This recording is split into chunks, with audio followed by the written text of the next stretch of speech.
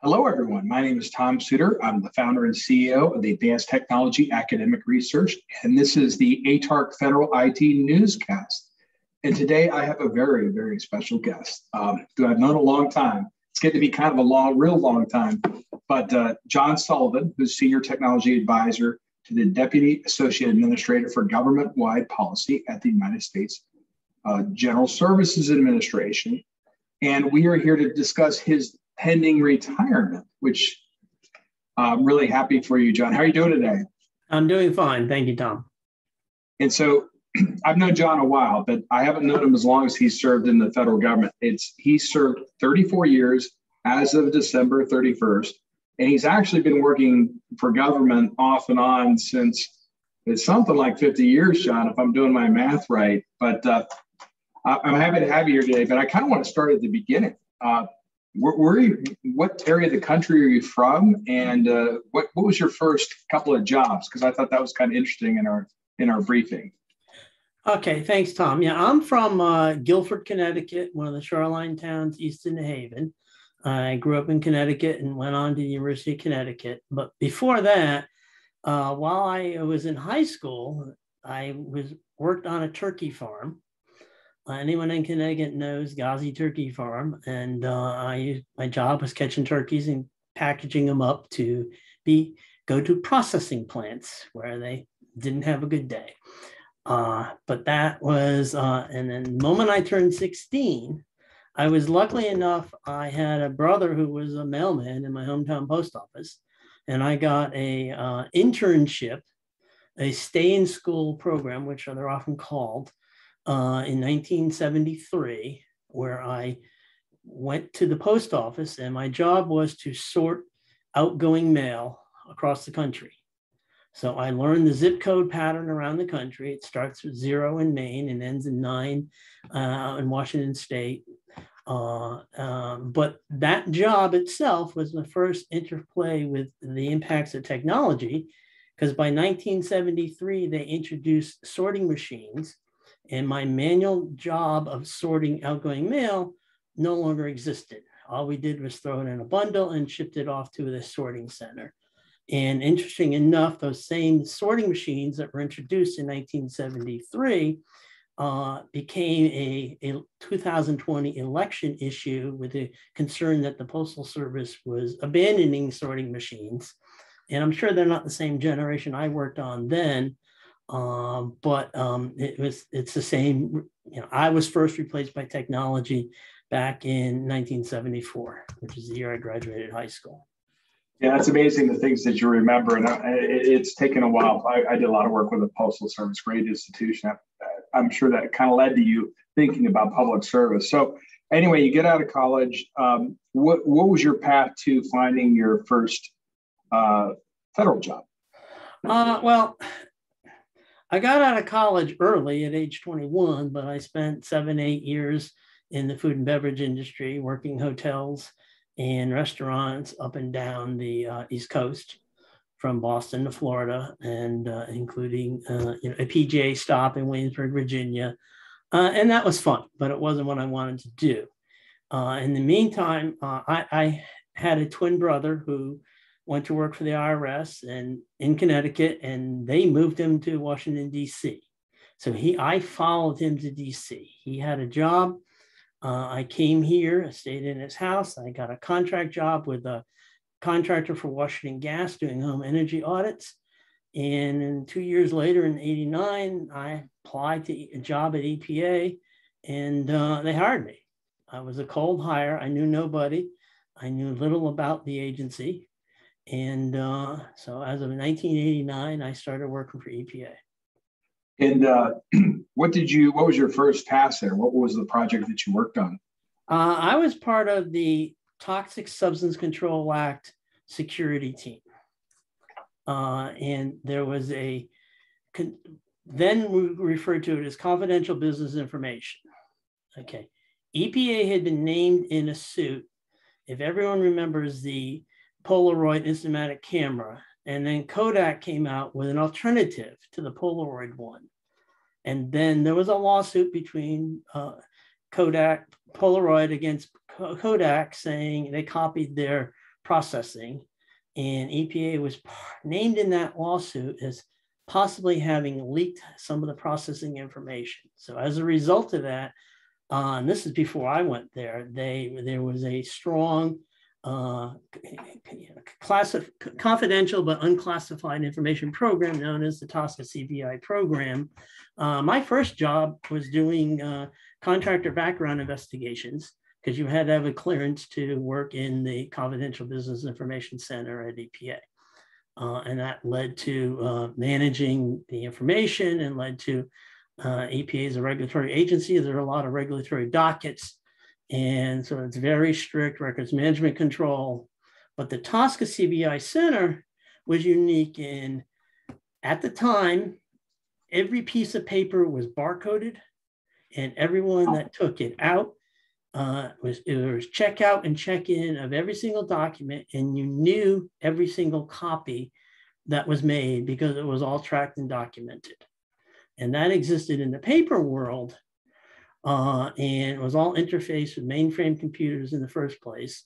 But then when the advent of the desktops came in, everything for that world changed, because all of a sudden it was electronic records management. It was no longer about managing the paper process.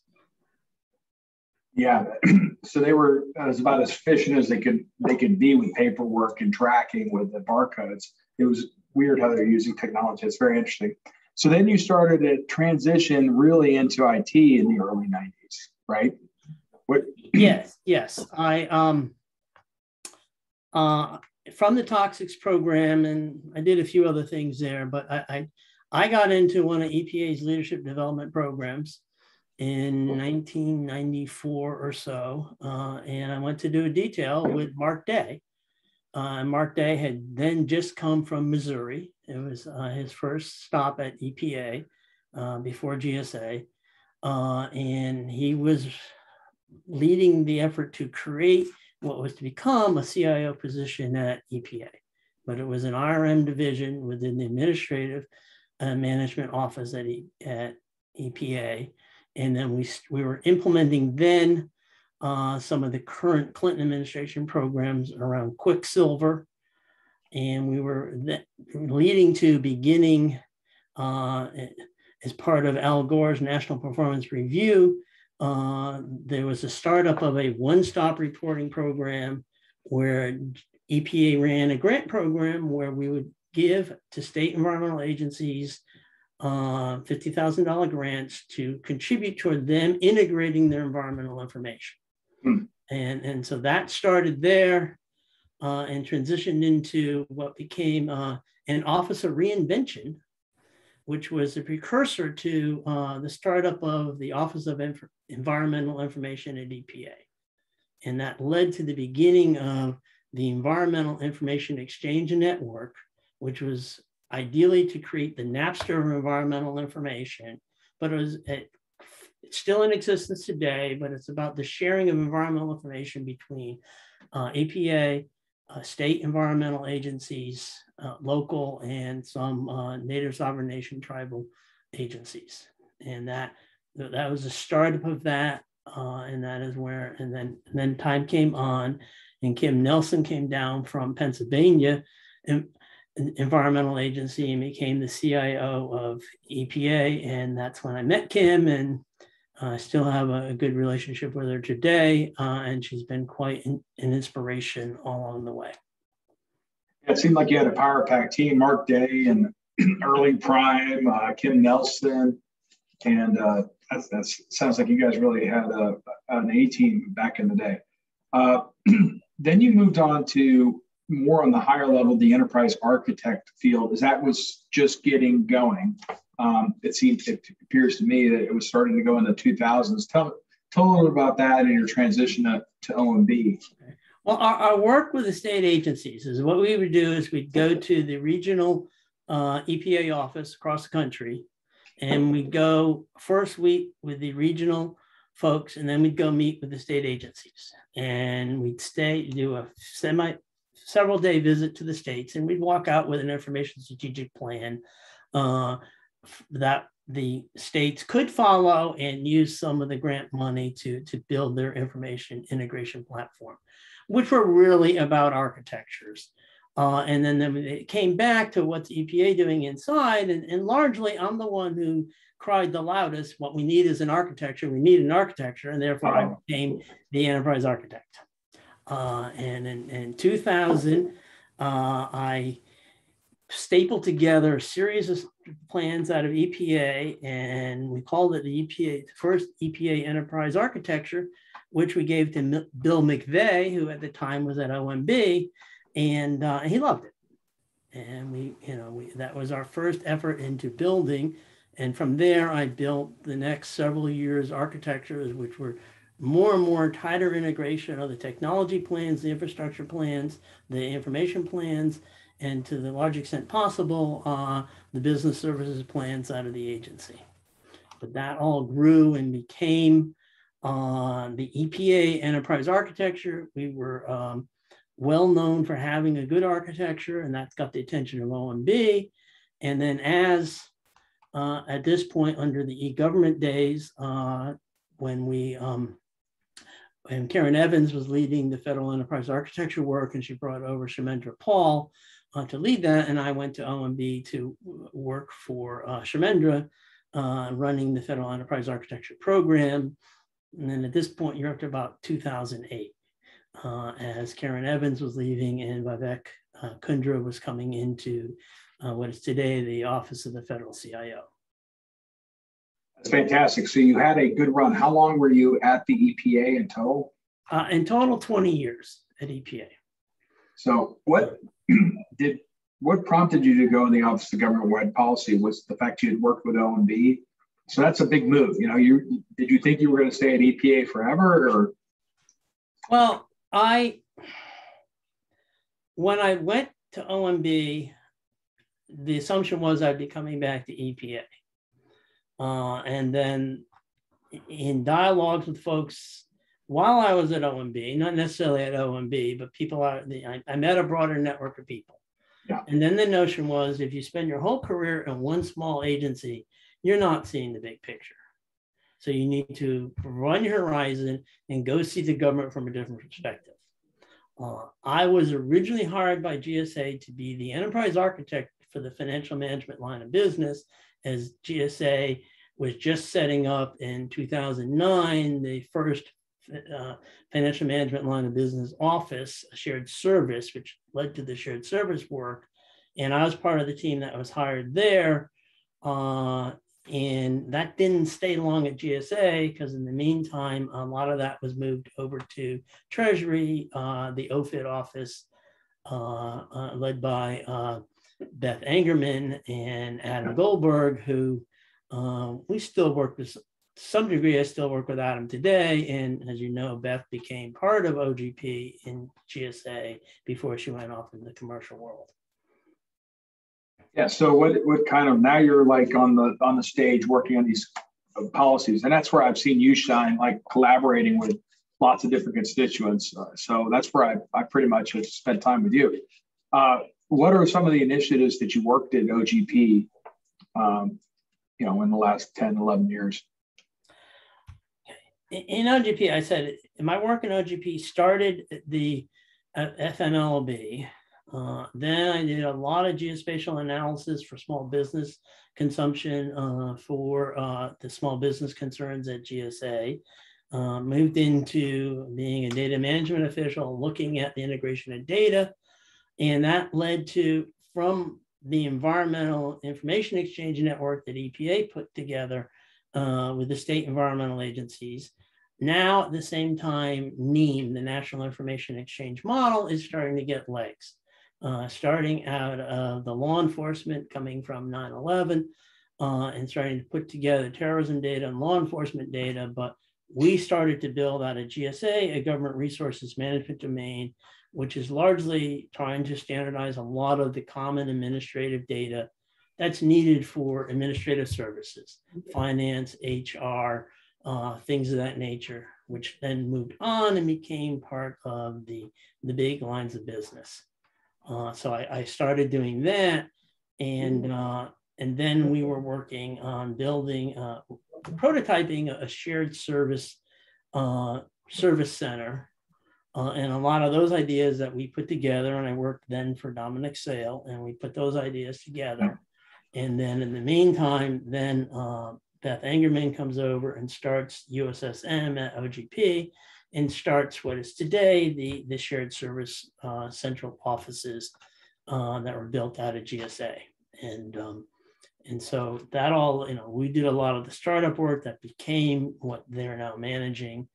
And that's when I got rolled into the data center work and what is now today Tom Santucci's data center and cloud PMO. I did a lot of the initial work on that. And then I got involved in the Section 508 program. Yeah. And since about 2014, I've been the advocate for those with disabilities, and the notion that, when you build for accessibility, you're making improvements better for everybody. And that's still a challenge, which has only recently really come into its own under the diversity, equity, inclusion, and accessibility movement. So it really, you start to see if you want digital equity, you've got to have accessible systems, both for your federal workforce and those that we serve in the public. And I think all that work that you did there, that's how we came in contact quite a bit. I'd ask you questions from time to time. You were the expert. You had that community together. And I think wherever we're going to get is really some of that foundational work that you did is definitely going to be impactful. So thank you for all that. I know you worked with Terry. Terry was there beforehand, but I felt like you really brought the community and you spoke at a lot of our events. So great work there. Another, as part of your cross-government work, I know that you are involved with a lot of associations. I know you had done work with ACT, IAC, et cetera. But tell people what GITEC, because I've known you, had another hat that I've known you from, a lot of the work you did. Just maybe a little bit of the history of GITEC and your involvement would be fantastic. Okay, GITEC is the Government IT Executive Council. It dates back to I believe the 70s, when data centers were new. And it started from the then federal data center managers of, we got this new thing, what do we do? And let's learn from each other. And this council was started, and I was invited to be a speaker at the 2003 GITEC's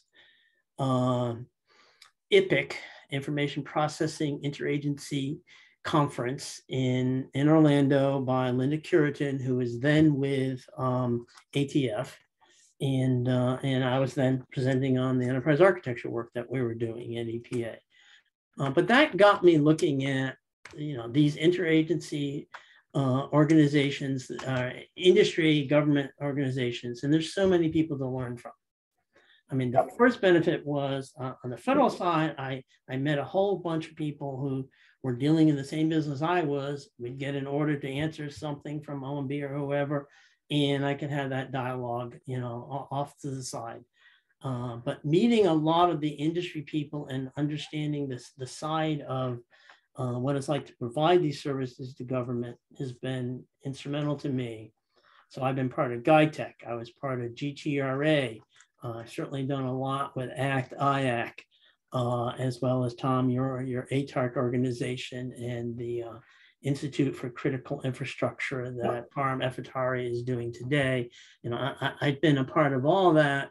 The net result of that is I don't go anywhere in this space without running into 25 people I know and know pretty well. Right. And that is just, the networking asset of that is just, it's really important because there are no new problems. We're all trying to solve the same things. And the answer is, someone out there is doing something that you need to know about. And while we don't have time to sit in other people's meetings all the time, because then you don't do any work yourself, but you can't bury your head and just do your work because the answers are out there. And these associations have helped me be able to, cut to the chase and find people that are doing things that are important to me, and I learn from them. Yeah, I couldn't agree more. IPIC, you did such a great job with with that. I remember that involvement. I learned a lot, and eventually we ended up merging GITEC and ATARC together, and that's definitely one of my biggest achievements. I feel like one of the greatest things that we did together. So what are you most proud of your career? You've done a lot of different things. What are the things that stick out in any agency that, you know, that really stick out to you? Well, I think the work we did creating the Environmental Information Exchange Network and its preceding program, the one-stop reporting requirement, we did a lot of good. It's still in existence today, 20, 25 years later. And I think that's really important. The notion that from a citizen perspective, it's the government, and they don't blur the lines of which agency and which level of government, federal, state, local. It has to work. The customer service experiences is dealing with all those together and getting out there. I traveled to at least 50 different cities around the country, maybe more. And number one, seeing that's where environmental protection really happens at the state and local level. It's not doesn't really happen here in Washington, D.C. And I think we did a lot of good. There was work, some, standards are kind of boring to some, but, the work we did at EPA to create the facility ID standard. How do you have some common nomenclature for what's, a thing at a place for a reason, or the mantra of how do you identify something? And in the environmental sphere, what's, a building there today with an affiliated company was something in the past, and there may have been some environmental damage under a different company name in a different building, but it's still there in the ground and you need to pay attention to it. So anyway, doing that kind of work, coming to that, sitting through some of the painful meetings, like trying to take 18 months to come up with a standard for postal code, which seems, grueling, but it's important. And then that read into the Federal Geographic Data Committee and became merged together with a geospatial standard for a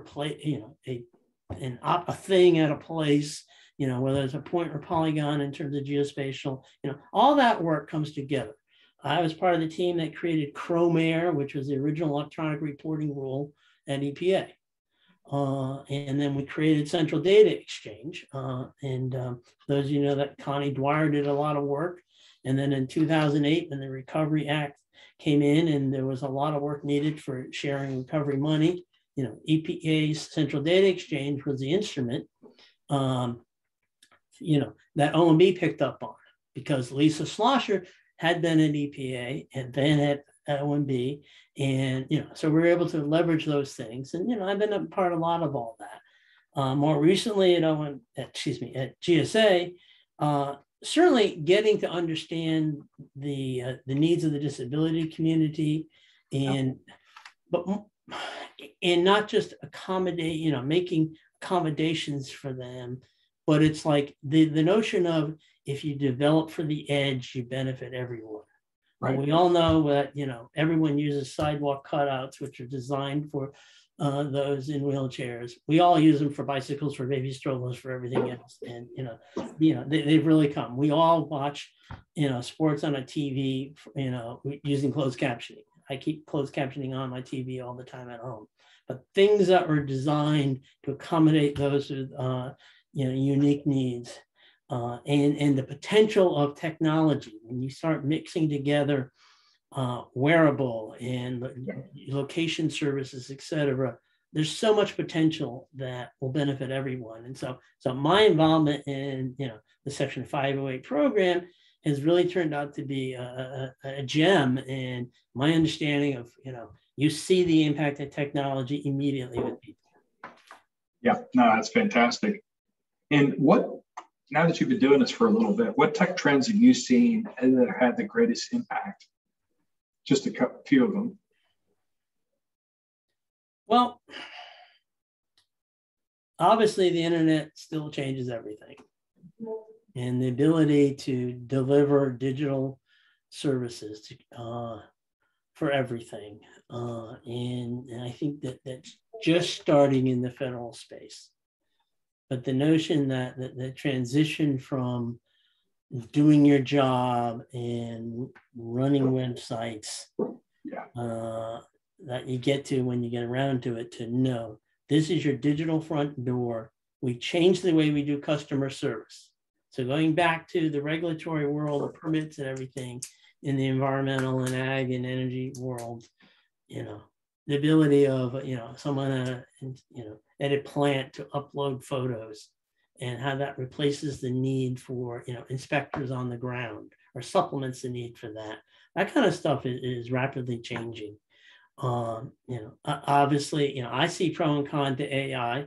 I'm not a big fan of bots, but I think, the ability to bring together mobile technologies, locational services, navigation services, wearable technologies, is where the future is. And, we see the most, and if we kind of get out of the way and let it happen, because our history in government is we say no to every new technology until the inertia takes over and we say, okay, but we'll set the rules for it. And so that's kind of the lesson for government policy, is how do we learn to, be proactive about emerging technologies and really come in and say, yes, we can adopt these things, rather than, nope, you can't have it. You can't have the internet. You can't have a laptop. You can't take your laptop home. Oh God, you can't can't use Facebook for work. You can't, all those things we said no to, we eventually, we do when we make them work. So how do we not repeat that past behavior and look at new emerging AI, et cetera, to say, how can we really leverage this? Yeah, that's a great point, John. That's why I started ATARC, so we can accelerate the inevitable. It's coming anyway, for sure. These new technologies, we might as well adopt them as fast as we can, as safely as we can. Fantastic. And then what are some of the superstars that you've met throughout your career? Just at each pit stop, just a couple of names. I know you mentioned a few people already, but it'd be great to, you've been doing this a long time. Who are some of the people that have really stuck out to you? Well, just chronologically, I go back to, Linda Travers and her influence inside EPA, as she was then a division director in a toxic group that I first was hired into. And she became the principal deputy CIO and was heavily involved in a lot of the cross initiatives. Certainly, I mentioned Kim Nelson, who had tour duty as the CIO of EPA, followed by Molly O'Neill. They're all very great, inspirational people. A woman I've met had been an EPA CIO, but not when I was there, is Ann Duncan, current CIO over at Energy. I mean, I've really enjoyed getting to meet Ann and talk to her and get to know that and see her places there. And I mentioned Mark. For those who may know, Ed Hanley was certainly an inspirational person at EPA, and that's who led a lot of this work with the idea of the grant program and giving states, free range of what they could do with their money, not wasn't for a specific purpose, and how to navigate politically across administrations. That was really important. And then I'd have to say, certainly, Dick Burke, and Bob Holcomb, the first and second federal chief enterprise architect. And Dick Burke was a fabulous individual. And, I learned from him the ability to work the room and get people to do things and have fun while you're doing it. Dick was all about fun. I hope he still is today, where he's out there, he's still around. And then on the industry side, the whole world knows Leslie Berry, and you want to understand everything that's going on with everybody, you go to Leslie, because Leslie certainly knows that. Well, I will say there was a woman named Mary McCaffrey at EPA who was the ultimate preparer. When you have senior level meetings, it's not just getting you ready for a meeting and putting on the calendar, but understanding what the issues are, what people are going to come in, what their issues are going to be, and how to synthesize that down to an executive level. There's nobody I ever met that was better at doing that, and being able to really prepare senior leadership for, what really matters when you meet with people. and especially on the international stage, et cetera. There've been a lot of inspirational people. I have to,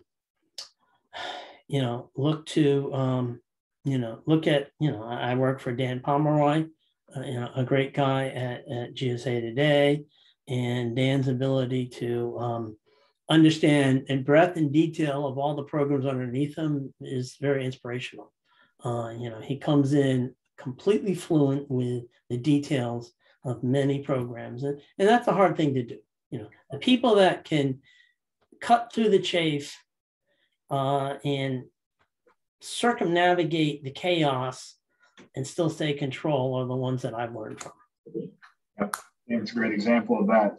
So I mean, you're close to the end, real close to the end in the beginning, but I've just noticed you show up at events, you show up after hours. I mean, what drives you to take it this extra effort? What makes you tick on that?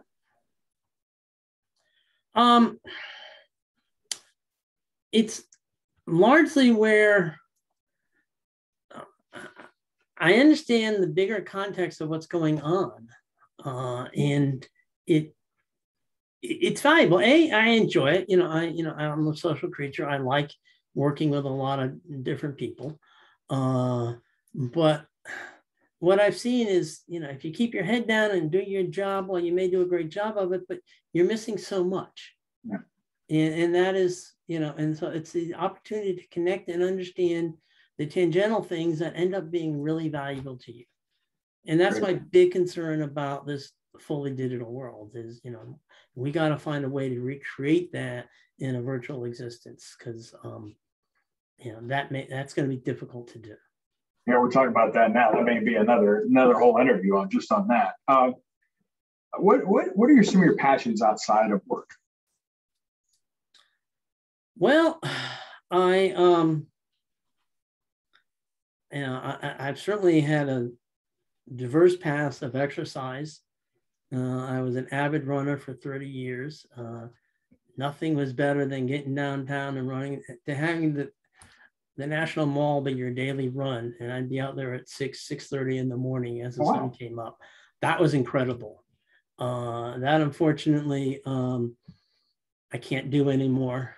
And I'd probably replace that. I'm an advocate of yoga and hot yoga, and I do that. And I've worked with, I still do some environmental work at a local level. But I suppose, stay tuned, because we'll see what happens in retirement. And I'll have more time to do more personal things. Exactly. More causes, and going back and doing some work for nonprofits. Right. And anything about your family? I know you were talking before, you want to spend more time with your family and have a little more time. Any plans for trips or anything? Not yet. I was an advocate of, I'm not going to leave the federal government until I know exactly what I'm going to do.